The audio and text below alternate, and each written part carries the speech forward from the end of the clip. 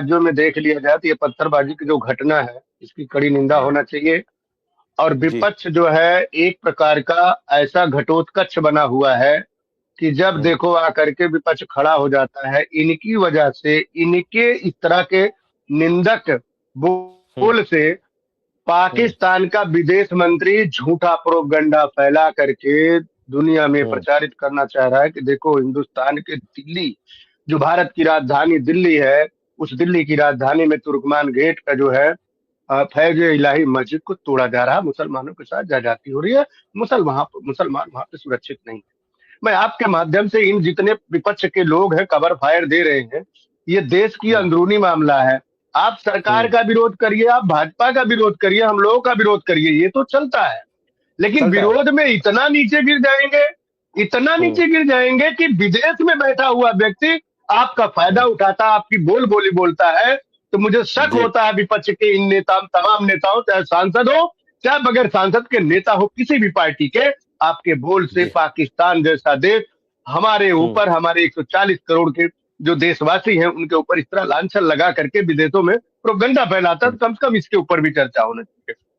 अकील खान बोल रहा हूँ,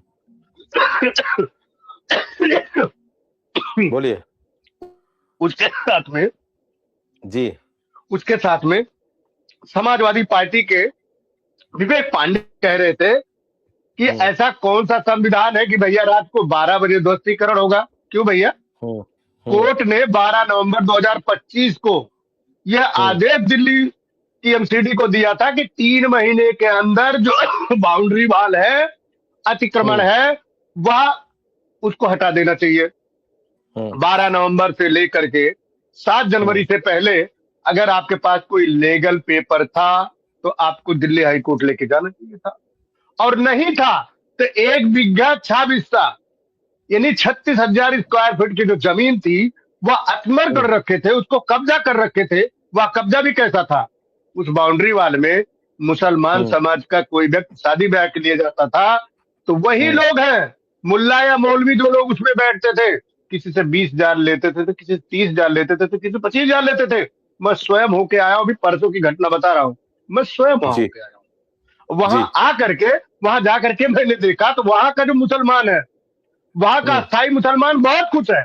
एक तो अतिक्रमण इतना ज्यादा था गौरव भाई कि अगर आप जैसे क्या नाम है आईटीओ से निकलेंगे और सीधा जो है आपका एलएनजेपी के लेके जब इधर का रोड निकलेंगे और तुर्कमान गेट की तरफ जब आप दिल्ली गेट की तरफ जाएंगे, वह रोड इतना कंजेस्टेड था कि जो कि मुझे लगता है कि 700-800 मीटर की दूरी थी, उतनी दूरी तय करने में लोगों को घंटों जो करना पड़ता था। इतना अतिक्रमण था, सड़क को घेरा गया था। जो हमारे भाई पैनलिस्ट में बैठे हैं, पिछली जिंदगी उस एरिया से गया हो तो देख लेना, मैं जाकर मैं आता जाता था, मैंने उस दृश्य को देखा, कितना कब्जादारी। लेकिन 1 बीघा 6 हिस्सा जमीन कब्जा कर रखा था। अगर कोर्ट ने कहा तो रात को 12 बजे अगर किया गया, क्या दिक्कत? मैं समाजवादी पार्टी कांग्रेस से पूछना चाहता हूँ, आतंकियों को बचाने के लिए रात को 12 बजे आप न्यायालय का, कोर्ट का दरवाजा खोल सकते हो? वो कौन सा संविधान था भाई? वह कौन सा संविधान था? देश में कब्जा करोगे सरकारी जमीन को, वो अगर 12 बजे के कोर्ट खोलिए, सुनिए,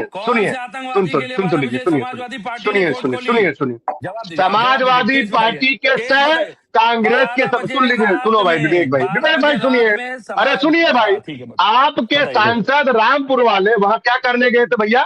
वहां क्या करने गए थे? जुमा की नमाज अदा करने गए थे क्या? वहां कार्रवाई सुनिए, मैं तो देश का वासी, मेरा कोई बयान मेरे बयान से पाकिस्तान समर्थित प्रोपगंडा फैला है। मेरा कोई बयान, मेरी पार्टी का कोई बयान जो पाकिस्तान प्रोपगंडा फैला रहा है, आपके नेताओं की वजह से, समाजवादी पार्टी के नेताओं की वजह से यह चर्चा विदेशों में चर्चित हो गई। आप लोग को शर्म आनी चाहिए, कम से कम देश की अखंडता को। आप सरकार का विरोध करिए, आप भारतीय जनता पार्टी का विरोध करिए, आप दिल्ली सरकार का विरोध करिए, लेकिन विरोध में इतना नीचे गिर जाइए कि विदेश में बैठे हुए लोग दोबारा मौका दूंगा, दोबारा